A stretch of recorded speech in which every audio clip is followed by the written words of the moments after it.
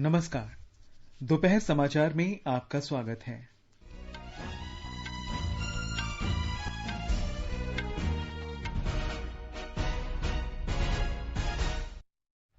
प्रधानमंत्री नरेंद्र मोदी 16 और 17 जून को राज्यों तथा केंद्र शासित प्रदेशों के मुख्यमंत्रियों के साथ कोविड महामारी के दौरान छठी बार बात करेंगे।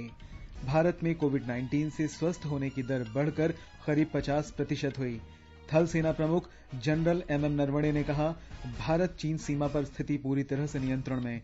जम्मू कश्मीर के कुलगाम जिले में 2 आतंकवादी मुठभेड़ में ढेर। भारतीय रिजर्व बैंक ने निजी क्षेत्र के बैंकों के स्वामित्व और कॉरपोरेट ढांचे की समीक्षा के लिए कमेटी गठित की। और विश्व स्वास्थ्य संगठन ने दुनिया के नेताओं से कोविड-19 के लिए तैयार किए जा रहे टीके को सभी देशों के साथ साझा करने का संकल्प लेने का आग्रह किया।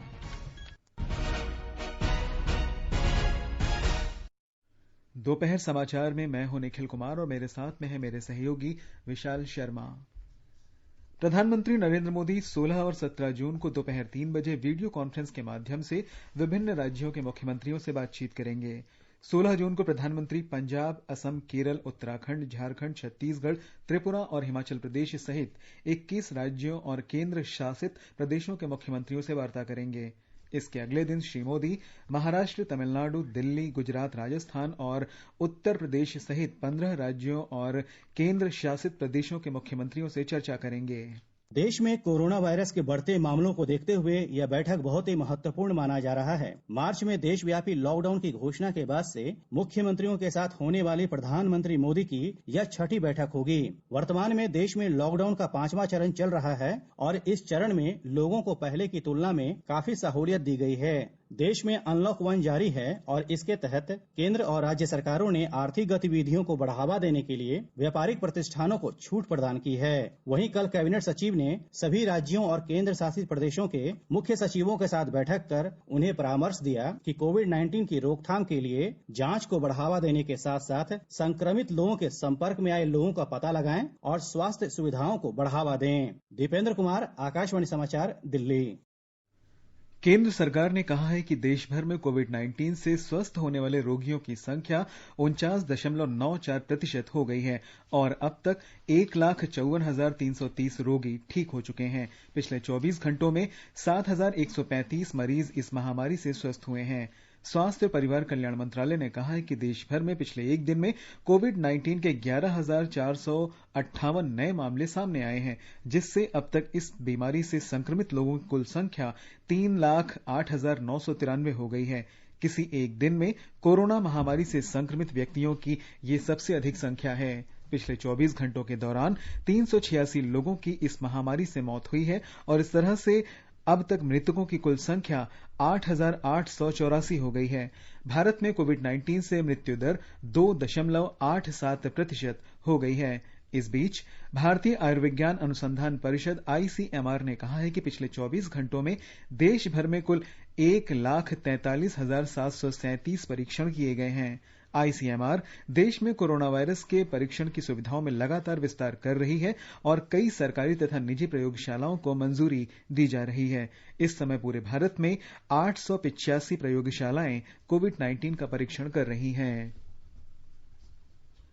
स्वास्थ्य मंत्रालय ने कोविड-19 को फैलने से रोकने के उपायों के बारे में कार्यालयों के लिए दिशा निर्देश जारी किए हैं। केवल ऐसे कर्मचारियों या आगंतुकों को ही कार्यालय में प्रवेश की अनुमति होगी जिनमें कोविड-19 के लक्षण नहीं होंगे। प्रवेश द्वार या कक्ष में सैनिटाइजर और थर्मल स्क्रीनिंग का प्रावधान अनिवार्य होगा। कर्मचारियों और आगंतुकों के लिए प्रवेश और निकास द्वार अलग अलग होंगे। इसके अलावा पार्किंग स्थलों और कार्यालय परिसरों के बाहर भीड़ से बचने के पर्याप्त इंतजाम होने चाहिए। दिल्ली के उपराज्यपाल अनिल बैजल ने कोविड-19 के प्रबंधन के विभिन्न पहलुओं पर दिल्ली आपदा प्रबंधन प्राधिकरण DDMA को सलाह देने के लिए एक विशेषज्ञ सलाहकार समिति गठित की है। ये समिति दिल्ली में मौजूदा चुनौतियों पर सलाह देगी और बुनियादी चिकित्सा सुविधाओं को बढ़ाने के उपाय भी सुझाएगी। साथ ही कोविड-19 की प्रभावी रोकथाम के लिए विभिन्न एजेंसियों द्वारा किए जा रहे उपायों के एकीकरण पर DDMA को सलाह भी देगी। समिति में भारतीय चिकित्सा अनुसंधान परिषद के महानिदेशक डॉक्टर बलराम भार्गव, अखिल भारतीय आयुर्विज्ञान संस्थान के निदेशक डॉक्टर रणदीप गुलेरिया और राष्ट्रीय रोग नियंत्रण केंद्र के डॉक्टर सुजीत कुमार सिंह शामिल हैं। पंजाब में कोविड-19 के सामुदायिक फैलाव को रोकने के लिए मुख्यमंत्री कैप्टन अमरिंदर सिंह ने एक मोबाइल ऐप घर घर निगरानी की शुरुआत की है। इस मोबाइल ऐप से महामारी के खत्म होने तक राज्य भर में घर घर जाकर रोगियों की निगरानी की जा सकेगी। मुख्यमंत्री ने कहा कि स्वास्थ्य विभाग की इस पहल में आशा कार्यकर्ताओं और सामुदायिक स्वयंसेवकों को जोड़ा गया है, जो घर घर जाकर कोविड-19 के रोगियों का पता लगाने तथा परीक्षण कराने का काम करेंगे, ताकि महामारी के फैलाव को रोका जा सके। राज्य के अतिरिक्त मुख्य सचिव स्वास्थ्य अनुराग श्रीवास्तव ने कहा है कि राज्य में एक अभियान चलाया जाएगा, जिसके तहत ग्रामीण और शहरी निवासियों का सर्वेक्षण किया जाएगा। फिलहाल ये सर्वेक्षण 518 गांव और 47 शहरी क्षेत्रों में चलाया जा रहा है। जम्मू कश्मीर की राजधानी श्रीनगर में लॉकडाउन के बाद पहली बार जिला प्रशासन ने समूचे जिले में कल से बाजार और दुकानों को खोलने की अनुमति दे दी। दुकानों को 2 श्रेणियों में बांटा गया है। पहले श्रेणी में दुकानें सोमवार, बुधवार और शुक्रवार को, और दूसरी श्रेणी की दुकानें मंगलवार, बृहस्पतिवार और शनिवार को खुलेंगी। दुकानों के खुलने का समय सुबह 11 बजे से शाम 5:30 बजे तक रहेगा। दुकानदारों को अपने मोबाइल में आरोग्य सेतु ऐप डाउनलोड करने की सलाह दी गई है और उनसे कहा गया है कि वे कोरोना से संबंधित मानक परिचालन प्रक्रियाओं का पालन करें। केंद्र शासित प्रदेश लद्दाख में कोविड-19 के मामलों में बढ़ोतरी को देखते हुए सभी सावधानियां बरती जा रही हैं। उपराज्यपाल के सलाहकार उमंग नरूला ने शुक्रवार को लद्दाख को रेड जोन यानी अत्यधिक सावधानी वाला क्षेत्र घोषित कर दिया। मध्य प्रदेश में पिछले 24 घंटों में कोरोना महामारी के 202 नए रोगियों का पता चलने के बाद राज्य में इससे संक्रमित रोगियों की कुल संख्या बढ़कर 10,443 हो गई है। एक रिपोर्ट। स्टेट हेल्थ बुलेटिन के अनुसार 31 मई से लॉकडाउन प्रतिबंध समाप्त होने के बाद से अब तक संक्रमितों की संख्या में 2,354 की बढ़ोतरी हुई है। वहीं इस दौरान 90 लोगों की मृत्यु भी हो गई है। भोपाल में कल 70 नए मामले सामने आए हैं, जबकि देश के कोविड-19 हॉटस्पॉट में से एक इंदौर में 50 मरीज मिले हैं। राज्य में सबसे अधिक प्रभावित जिले इंदौर में संक्रमित लोगों की संख्या बढ़कर 3,972 हो गई है। उधर राजधानी भोपाल में अब तक 2,082 मरीज सामने आए हैं। मध्य प्रदेश के 27 जिलों में कल कोरोना वायरस का कोई नया मामला सामने नहीं आया है। इस बीच राज्य सरकार ने पेट्रोल और डीजल पर आज से उपकर में 1 रुपए की बढ़ोतरी कर दी है। संजीव शर्मा, आकाशवाणी समाचार, भोपाल। छत्तीसगढ़ में क्वारंटाइन अवधि पूरी करके घर जाने वाले प्रवासी मजदूरों पर निगरानी रखने के लिए हर गांव में समितियां गठित की जाएंगी। हमारे संवाददाता ने बताया है कि मुख्यमंत्री ने जिला कलेक्टरों को इस संबंध में निर्देश जारी किए हैं। 14 दिन की क्वारंटाइन अवधि पूरी करके घर जाने वालों की निगरानी के लिए अब विभिन्न गांवों में ग्राम समितियां गठित की जाएंगी। इन ग्राम समितियों में शासकीय अमले के साथ ही गांव के लोगों को भी शामिल किया जाएगा। घर लौटने वाले ग्रामीणों को यह समझाइश दी जाएगी कि वे अगले 14 दिनों तक अपने घरों में ही रहें और पारिवारिक सदस्यों से भी यथासंभव दूरी बनाकर रखें। ऐसे लोगों का समय समय पर रैंडम टेस्ट भी किया जाएगा। यह सुनिश्चित किया जाएगा कि यदि किसी उद्योग में बाहर से श्रमिक लाए जा रहे हैं तो इसकी जानकारी जिला प्रशासन को जरूर दी जाए। ऐसे उद्योग जो बाहर से आने वाले मजदूरों की जानकारी जिला प्रशासन को नहीं देंगे, उन पर आपराधिक प्रकरण दर्ज किए जाएंगे। विकल्प शुक्ला, आकाशवाणी समाचार, रायपुर। मिजोरम में पिछले 24 घंटों में 3 नए मामलों में कोविड-19 महामारी की पुष्टि होने के बाद राज्य में अब तक इससे संक्रमित व्यक्तियों की कुल संख्या 107 हो गई है। मुख्यमंत्री जोरमथंगा ने एक ट्वीट संदेश में ये जानकारी दी। तीनों नए रोगी हाल ही में विभिन्न राज्यों से मिजोरम वापस लौटे थे। उन्हें जोरम मेडिकल कॉलेज अस्पताल में भर्ती कराया गया है। राज्य में अब तक संक्रमित हुए 107 रोगियों में से एक को इलाज के बाद अस्पताल से छुट्टी मिल गई है। नागालैंड में कोरोना के 7 और नए मामलों का पता चला है। इन्हें मिलाकर राज्य में अब तक 163 व्यक्ति संक्रमित हुए हैं। इनमें से 49 व्यक्ति उपचार के बाद ठीक हो गए हैं और 114 व्यक्ति अभी भी प्रभावित हैं। राज्य में कोरोना से किसी की भी मृत्यु नहीं हुई है। इस बीच राज्य मंत्रिमंडल ने स्वास्थ्य और परिवार कल्याण विभाग के तहत जिला अस्पतालों में 53 विशेषज्ञ डॉक्टरों और 143 नर्सों के पद स्वीकृत किए हैं। भारतीय चिकित्सा पद्धति सिद्ध कोविड-19 के मामले में उपयोगी पाई गई है। तमिलनाडु के स्वास्थ्य विभाग के प्रधान सचिव डॉक्टर राधाकृष्णन ने बताया कि इस बीमारी से निपटने में सिद्ध चिकित्सा पद्धति से काफी सहायता मिली है।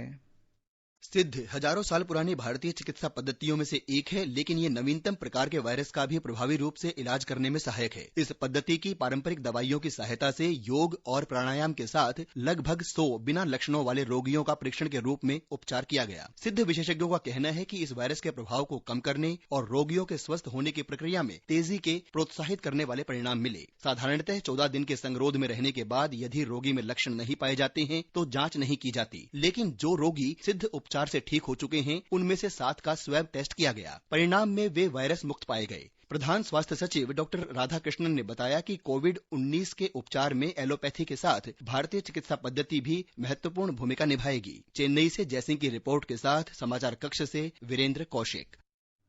इस बीच केरल में हाल ही में कोविड-19 के पॉजिटिव मामलों में वृद्धि को देखते हुए कोरोना संक्रमण की जांच बड़े पैमाने पर की जा रही है। एक रिपोर्ट। केरल में कोविड-19 महामारी के संक्रमण के मामले बढ़कर 1303 हो गए हैं। राज्य में प्रतिदिन लगभग 5000 रोगियों की जांच की जा रही है। सबसे अधिक रोगियों वाले पलक्काडू जिले में बड़े पैमाने पर महामारी की जांच की जा रही है। इसके साथ ही जिन मरीजों में संक्रमण के लक्षण पाए गए हैं उनके स्वैब टेस्ट के साथ समाज के कमजोर तबके के भी रैंडम टेस्ट किए जा रहे हैं। वायरस के सामुदायिक फैलाव पर नजर रखने के लिए एंटीबॉडी टेस्ट किए जा रहे हैं। राज्य में 22 सरकारी प्रयोगशालाओं सहित कुल 34 जांच केंद्र परीक्षण का काम कर रहे हैं। अधिकारियों ने बताया कि आने वाले दिनों में बीमारी पर काबू पाने के लिए प्रयोगशालाओं की संख्या बढ़ाई जाएगी। तिरुवनंतपुरम से मयूषा की रिपोर्ट के साथ समाचार कक्ष से श्रीराम शर्मा। आकाशवाणी का समाचार सेवा प्रभाग विशेषज्ञों की सलाह श्रृंखला में कोविड-19 महामारी के बारे में जाने माने चिकित्सा विशेषज्ञों की राय प्रसारित करता है। दिल्ली के राष्ट्रीय क्षय और श्वसन रोग संस्थान के रेस्पिरेटरी केयर विभाग के अध्यक्ष डॉक्टर रजनीश गुप्ता ने आकाशवाणी से बातचीत में कहा कि महामारी के दौरान सुरक्षित रहने का सबसे अच्छा तरीका यही है कि सब लोग घर पर ही रहने का प्रयास करें। उन्होंने कहा कि इस दौरान वरिष्ठ नागरिकों का विशेष ध्यान रखा जाना चाहिए। जो भी उनकी मेडिकल इलनेसेस हैं, कोमॉर्बिडिटीज हैं, उनको हाइपरटेंशन है, जिनको शुगर की प्रॉब्लम है, they should take their usual medications, they should stay at home. Specially जो उनके अटेंडेंट्स हैं उनको ये ध्यान रखना है कि दे शुड स्टे एट होम और उनको बाहर नहीं जाना है। नई दिल्ली स्थित आयुर्विज्ञान संस्थान एम्स में जरा रोग विभाग के अध्यक्ष डॉक्टर A.B. डे ने बताया कि कोविड-19 से वरिष्ठ नागरिकों को खतरा है, लेकिन वे कुछ सावधानियां बरतकर अपना बचाव कर सकते हैं। उन्होंने कहा कि बुजुर्गों को घर पर ही रहने, मास्क पहनने और बार बार हाथ धोने जैसी सावधानियां बरतनी चाहिए। इसके अलावा सकारात्मक सोच रखने और बीमारियों के लिए पहले से जो दवाइयां ले रहे हों उन्हें भी जारी रखना जरूरी है। कोविड-19 से बुजुर्गों को ज्यादा खतरा महसूस हो रहा है, इसलिए जरूरी है कि आप घर में रहें, अपना हाथ बार बार धोते रहें, मास्क का इस्तेमाल करें। जिन लोगों को बीमारी है, जो लगता है आपको कि उनको कोविड हो सकता है, उनसे दूर रहें। अपने दवाइयां खाते रहें जो आप पहले ले रहे थे। खाने में जो आप रोज खाते हैं वही खाएं और दिन भर कुछ ना कुछ करते रहें, मोबाइल रहें, चलते फिरते रहें, बिल्कुल पेड़ पाउं ना हो जाएं, घर में रहें, ये दौर भी गुजर जाएगा। आकाशवाणी का समाचार सेवा प्रभाग आज अपने फोन इन कार्यक्रम में कोविड-19 पर विशेष परिचर्चा प्रसारित करेगा। इसे रात 9:30 से FM गोल्ड और अतिरिक्त मीटरों पर सुना जा सकता है। श्रोता स्टूडियो में सीधे फोन कर विशेषज्ञ से सवाल पूछ सकते हैं। नंबर है 011-2331-4444। हमारा टोल फ्री नंबर है 1800-115767। विश्व स्वास्थ्य संगठन ने दुनिया के देशों से आग्रह किया है कि वे कोविड-19 महामारी के लिए तैयार होने वाले टीके को लोक कल्याण के लिए दुनिया के सभी देशों के साथ साझा करने का संकल्प लें। विश्व स्वास्थ्य संगठन के महानिदेशक टेड्रोस अधनोम गेब्रेयेसस ने कहा कि कोरोना महामारी का टीका कुछ ही देशों तक सीमित नहीं रहना चाहिए, बल्कि इसे दुनिया में सबको उपलब्ध कराया जाना चाहिए। उन्होंने कहा कि दुनिया में कुछ देशों के नेताओं ने जन कल्याण के लिए कोविड-19 का टीका सब देशों को उपलब्ध कराने की बात कही है। ये समाचार आकाशवाणी से प्रसारित किए जा रहे हैं। ताजा समाचार जानने के लिए आप हमारे Twitter handle @AIR News Hindi को फॉलो कर सकते हैं। अपने साथ अपनों का ध्यान रखो, बड़े बुजुर्गों का तुम ध्यान रखो, तो बात करो, कुछ मदद करो, कोरोना के चलते याद रखो, घर की सफाई ना भूलना, हाथों को धोना मत भूलना। सुरक्षित दादा दादी नाना नानी अभियान, अपने साथ अपनों का ध्यान।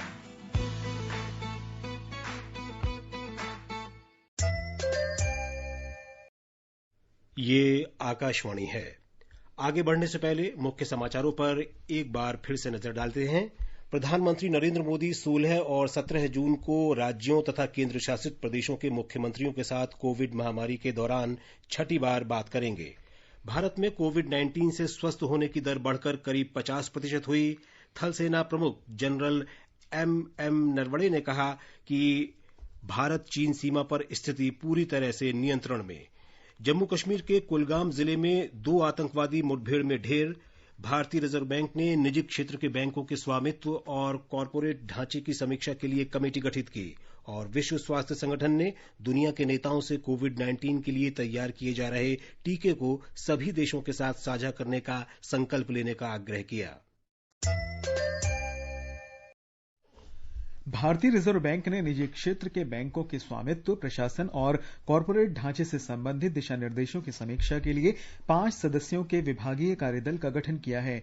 एक प्रेस विज्ञप्ति में रिजर्व बैंक ने सूचित किया है कि आरबीआई के केंद्रीय बोर्ड निदेशक पीके मोहंती इस समिति के अध्यक्ष होंगे। ये समिति इस वर्ष 30 सितंबर तक अपनी रिपोर्ट देगी। समिति प्रारंभिक या लाइसेंस स्तर पर और परवर्ती चरणों में प्रोमोटर्स शेयरधारिता के नियमों की जांच करेगी।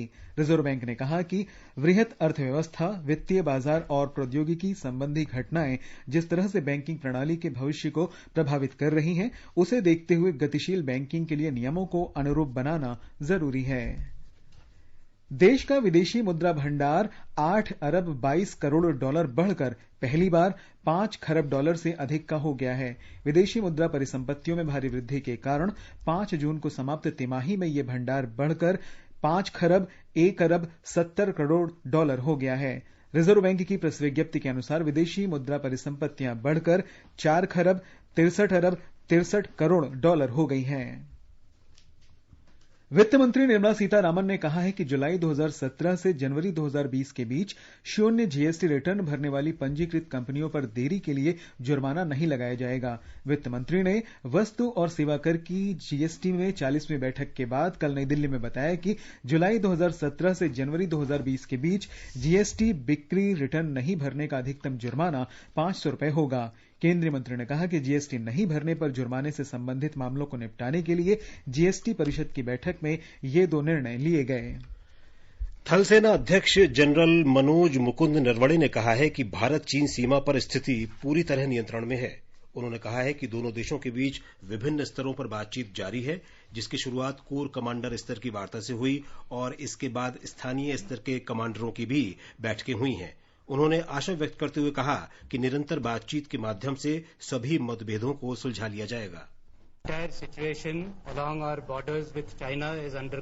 चीन के साथ सीमा पर स्थिति पूरी तरह नियंत्रण में है। हमने कई दौर की बातचीत की है। इस महीने की 6 तारीख को कोर कमांडर स्तर की बातचीत शुरू हुई। उसके बाद दोनों ओर के समकक्ष कमांडरों के बीच स्थानीय स्तर पर भी कई बार बातचीत हुई। परिणाम स्वरूप तनाव में कमी आई है और हमें उम्मीद है कि इस लगातार हो रही बातचीत से आपसी विवाद खत्म होगा।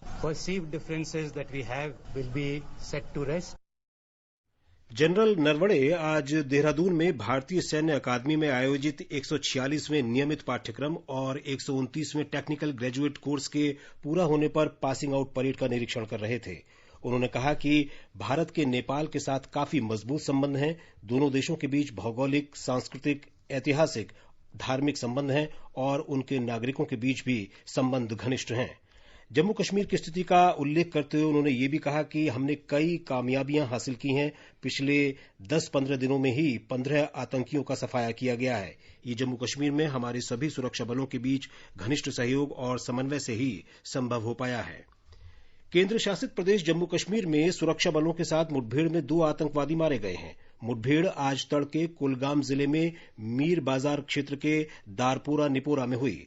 कुलगाम के वरिष्ठ पुलिस अधीक्षक गुरविंदर पाल सिंह ने कहा कि पुलिस, सेना की 19वीं राष्ट्रीय राइफल्स और सीआरपीएफ के संयुक्त दल ने क्षेत्र में आतंकवादियों की मौजूदगी के बारे में ठोस जानकारी मिलने के बाद घेराबंदी और छानबीन शुरू की।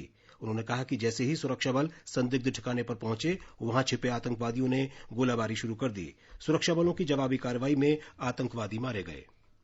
मध्य रेलवे ने लॉकडाउन के दौरान नवाचार के क्षेत्र में हासिल की गई अपनी उपलब्धियों में से एक और को शामिल किया है।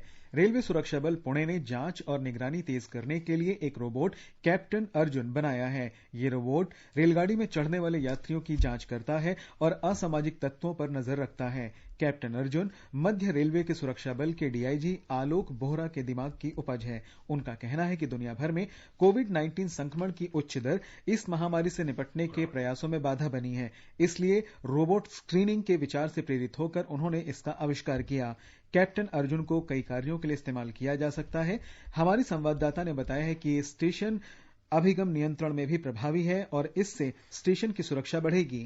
कैप्टन अर्जुन में एक मोशन सेंसर, एक PTZ कैमरा और एक डोम कैमरा लगाया गया है। ये रोबोटिक कप्तान संदिग्ध और असामाजिक गतिविधि का पता लगाने के लिए आर्टिफिशियल इंटेलिजेंस एल्गोरिदम का उपयोग करता है। इसमें सायरन और मोशन एक्टिवेटेड स्पॉटलाइट है। साथ ही नेटवर्क फेल होने की स्थिति में रिकॉर्डिंग के लिए इनबिल्ट इंटरनल स्टोरेज का भी प्रावधान है। कप्तान अर्जुन थर्मल स्क्रीनिंग करता है और डिजिटल डिस्प्ले पैनल में तापमान रिकॉर्ड करता है। यदि तापमान संदर्भ सीमा से अधिक हो तो इसमें लगा स्वचालित अलार्म बजने लगता है। इसमें सेंसर आधारित सैनिटाइजर और मास्क डिस्पेंसर भी है और ये स्थानीय भाषा में बात कर सकता है। आर्टिफिशियल इंटेलिजेंस पर आधारित इस रोबोटिक कप्तान अर्जुन की सहायता से स्क्रीनिंग द्वारा यात्रियों को पर्याप्त सुरक्षा प्रदान करने के साथ रेलवे परिसर में भी सुरक्षा बने रहने की उम्मीद है। माधुरी पांगे, आकाशवाणी समाचार, मुंबई।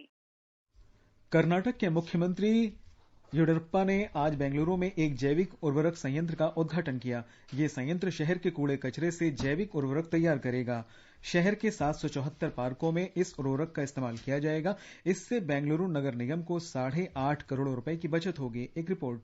येडियूरू नगर पालिका वार्ड 250 kW बिजली भी उत्पादन करता है। वार्ड में 5 टन कचरा जमा होता है, जिसको बिजली के उत्पादन के लिए काम लाया जाता है। इस बिजली को 17 नगर पालिका दफ्तर, 13 पार्क और 3 किलोमीटर तक के खंभों में बिजली से उजाला किया जाता है। इस बिजली की वजह से नगर पालिका को हर महीने 9 लाख रुपयों की बचत हो जाती है। प्रति माह बेंगलुरु इलेक्ट्रिसिटी कंपनी को बिजली बेचने की वजह से 6 लाख रुपए की आमदनी भी हो जाती है। कचरे के ट्रांसपोर्टेशन की भी जरूरत नहीं पड़ती, जिससे हर महीने 4.5 लाख रुपए बच जाते हैं। सुधींद्र, आकाशवाणी समाचार, बेंगलुरु।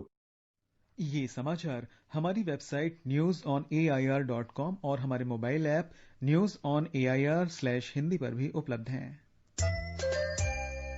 अरे बबलू, लॉकडाउन खुलते ही टहलने निकल पड़े। महामारी अभी फैली हुई है। सरपंच जी, टहलने नहीं, कहाँ पे वापस जा रहे हैं? तुझे डर नहीं लगता वायरस पकड़ लेगा? पहले थोड़ा बहुत डर लगता था, फिर पता चला कि अगर मैंने पूरी सावधानी बरती तो ये बीमारी होने की संभावना कम है। सबसे महत्वपूर्ण है ये मास्क। काम पर मास्क हमेशा पहनूंगा, समय समय पर हाथ धोता रहूंगा और दूसरों से हर वक्त कम से कम 2 गज की दूरी बनाए रखूंगा। खुद को, दूसरों को और अपने परिवार वालों को भी सुरक्षित रखूंगा। अरे भाई, मेरी जिम्मेदारी बनती है तुझे चेतावनी देना, तो दे दिया। जब देश के मेडिकल और स्वच्छता कर्मचारी रोज कोरोना वायरस से लड़ने का काम कर रहे हैं, तो हमारी भी तो जिम्मेदारी बनती है अपना काम करने की। बबलू, तुझे कुछ हो गया तो? हजारों लोग इस बीमारी को हराकर ठीक हो चुके हैं और अगर किसी कारण मुझे ये बीमारी हो भी जाए तो सरकार ने अस्पताल में हमारे इलाज के लिए पर्याप्त व्यवस्था कर रखी है। ये घबराने का वक्त नहीं, एक दूसरे का हौसला बढ़ाने का वक्त है। कोरोना वायरस से हमें लड़ाई जारी रखनी पड़ेगी और उससे डर कर नहीं, पूरी सावधानी के साथ डट कर चलिए। रुकी जिंदगी को आगे बढ़ाएं, देश को आत्मनिर्भर बनाएं। जय हिंद। दोपहर समाचार में आपका फिर स्वागत है। राज्यसभा के लिए कर्नाटक से 4 उम्मीदवार कल सर्वसम्मति से निर्वाचित हुए। नवनिर्वाचित सांसद हैं पूर्व प्रधानमंत्री और जनता दल सेक्युलर के प्रमुख HD देवेगौड़ा, कांग्रेस नेता मल्लिकार्जुन खड़गे और भारतीय जनता पार्टी के अशोक गस्ती तथा इरण कडाडी। इन 4 सीटों के लिए 4 उम्मीदवारों ने ही पर्चे भरे थे। पिछले वर्ष हुए लोकसभा चुनाव में श्री देवेगौड़ा और मल्लिकार्जुन खड़गे को हार का सामना करना पड़ा था। अरुणाचल प्रदेश से राज्यसभा की एकमात्र सीट के लिए भारतीय जनता पार्टी के उम्मीदवार नबाम रेबिया को निर्विरोध चुन लिया गया है। मुख्यमंत्री पेमा खांडू ने रेबिया को निर्वाचन पर बधाई देते हुए कहा कि ये भाजपा के लिए एक ऐतिहासिक क्षण है, क्योंकि ये पहला मौका है जब राज्य से तीनों सांसद भाजपा के हैं। इनमें से 2 सांसद लोकसभा के जबकि 1 सांसद राज्यसभा के हैं। वीडियो ब्लॉगिंग प्रतियोगिता माई लाइफ माई योगा की प्रविष्टियां भेजने की अंतिम तिथि 21 जून तक बढ़ा दी गई है। अंतर्राष्ट्रीय योग दिवस के सिलसिले में इस प्रतियोगिता का आयोजन केंद्रीय आयुष मंत्रालय और भारतीय संस्कृति संबंध परिषद ने संयुक्त रूप से किया है। पहले इस प्रतियोगिता की अंतिम तिथि 15 जून थी। प्रधानमंत्री नरेंद्र मोदी ने 31 मई को प्रसारित मन की बात कार्यक्रम में सभी लोगों से इस प्रतियोगिता में भाग लेने का आह्वान किया था। प्रतियोगिता में भाग लेने के लिए 3 योग क्रियाओं का 3 मिनट का एक वीडियो किसी भी सोशल मीडिया प्लेटफॉर्म पर अपलोड करना होगा। एक संक्षिप्त वीडियो मैसेज भी डालना होगा जिसमें यह बताना होगा कि योग क्रियाओं से प्रतियोगिता में भाग लेने वाले को कैसे लाभ हुआ है। प्रतियोगिता के संबंध में विस्तृत जानकारी आयुष मंत्रालय की वेबसाइट पर उपलब्ध है। Indian school certificate examination ICSE board ने बंबई उच्च न्यायालय को बताया है कि महाराष्ट्र सरकार के विरोध के बावजूद जुलाई में 10वीं कक्षा की परीक्षाएं आयोजित की जा रही हैं। न्यायालय उस याचिका पर सुनवाई कर रहा है जिसमें 2 से 12 जुलाई के दौरान राज्य में 10वीं की परीक्षा आयोजित करने के आईसीएसई बोर्ड के फैसले को चुनौती दी गई है। सुनवाई के दौरान बोर्ड ने तर्क दिया कि उसे परीक्षा आयोजित करने के लिए राज्य सरकार की अनुमति की आवश्यकता नहीं है। बोर्ड ने कहा कि यदि विद्यार्थी या उसके परिवार का कोई सदस्य कोविड-19 से पीड़ित है या फिर कंटेनमेंट जोन में रह रहा है तो वो सितंबर 2020 में फिर से परीक्षा दे सकता है। भारत ने तंजानिया की विकास यात्रा में साझेदारी जारी रखने की प्रतिबद्धता दोहराई है। प्रधानमंत्री नरेंद्र मोदी ने कल तंजानिया के राष्ट्रपति डॉक्टर जॉन पोम्बे जोसेफ मेगुफुली से फोन पर बातचीत में ये आश्वासन दिया। श्री मोदी ने जुलाई 2016 में दारुसलाम यात्रा को याद करते हुए तंजानिया के साथ पारंपरिक मैत्रीपूर्ण संबंधों के महत्व पर बल दिया। केंद्र सरकार ने overseas citizen of India OCI card धारकों सहित निश्चित श्रेणियों के विदेशियों के देश में प्रवेश को और आसान बना दिया है। ऐसे ओसीआई कार्ड धारक बच्चों को देश में आने की अनुमति दी गई है जो वयस्क नहीं है और जिनके अभिभावक भारतीय नागरिक हैं। सरकार ने ऐसे विवाहित जोड़ों को भी देश में आने की अनुमति दी है जहां उनमें से कोई एक ओसीआई कार्ड धारक है और दूसरा भारतीय नागरिक है। दक्षिण पश्चिम मानसून देश में और आगे बढ़ गया है। ये समूचे केरल, तमिलनाडु, कर्नाटक, गोवा, पुद्दुचेरी, तेलंगाना, आंध्र प्रदेश, पूर्वोत्तर राज्य, ओडिशा के अधिकांश हिस्से, पश्चिम बंगाल, सिक्किम और महाराष्ट्र तथा छत्तीसगढ़ के कुछ और हिस्सों में पहुंच गया है। पूर्वोत्तर राज्यों को छोड़कर देश भर में मानसून की प्रगति अभी तक सामान्य है, लेकिन पूर्वोत्तर में ये 6 दिन देरी से पहुंचा है। कोंकण और गोवा में 1-2 स्थानों पर मानसून की तेज वर्षा होने का अनुमान व्यक्त किया गया है। अब एक नजर देश भर में आज के मौसम के पूर्वानुमान पर। राष्ट्रीय राजधानी दिल्ली में आमतौर पर बादल छाए रहेंगे, हल्की बारिश या बूंदाबांदी हो सकती है। न्यूनतम तापमान 29 डिग्री और अधिकतम 42 डिग्री सेल्सियस रहने का अनुमान है। मुंबई में आमतौर पर बादल छाए रहेंगे, न्यूनतम तापमान 23 डिग्री और अधिकतम तापमान 31 डिग्री सेल्सियस रहने की संभावना है। चेन्नई में तापमान 28 से 35 डिग्री सेल्सियस के बीच रह सकता है। कोलकाता में आमतौर पर बादल छाए रहने का अनुमान है और भारी वर्षा भी हो सकती है। न्यूनतम तापमान 25 डिग्री सेल्सियस और अधिकतम तापमान 29 डिग्री सेल्सियस के आसपास रहेगा। देहरादून में न्यूनतम और अधिकतम तापमान 26 से 35 डिग्री सेल्सियस के बीच होगा। आंशिक रूप से बादल छाए रह सकते हैं। बारिश होने या गरज के साथ बौछारें पड़ने या फिर धूल भरी हवाएं चलने की भी संभावना है। बेंगलुरु में 1-2 स्थानों पर गरज के साथ बारिश की संभावना है। न्यूनतम तापमान 20 डिग्री सेल्सियस और अधिकतम 28 डिग्री सेल्सियस रहने का अनुमान है। केंद्र शासित प्रदेश जम्मू कश्मीर के जम्मू में न्यूनतम तापमान 25 डिग्री और अधिकतम 36 डिग्री सेल्सियस के आसपास रहेगा। शहर में आंशिक रूप से बादल छाए रहेंगे। गरज के साथ बौछारें पड़ने या धूल भरी आंधी की संभावना है। गिलगित में तापमान 18 से 30 डिग्री सेल्सियस के बीच रहने का अनुमान है। बारिश या गरज के साथ बौछारें पड़ सकती हैं। मुजफ्फराबाद में आंशिक रूप से बादल छाए रहने की संभावना है। गरज के साथ बौछारें पड़ने या धूल भरी आंधी आने का भी अनुमान है। न्यूनतम तापमान 20 डिग्री और अधिकतम 35 डिग्री सेल्सियस के आसपास रहेगा।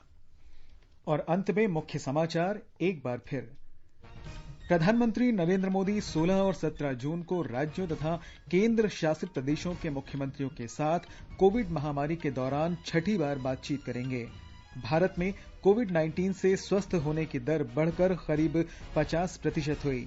थल सेना अध्यक्ष जनरल मनोज मुकुंद नरवणे ने कहा, भारत चीन सीमा पर स्थिति पूरी तरह से नियंत्रण में है।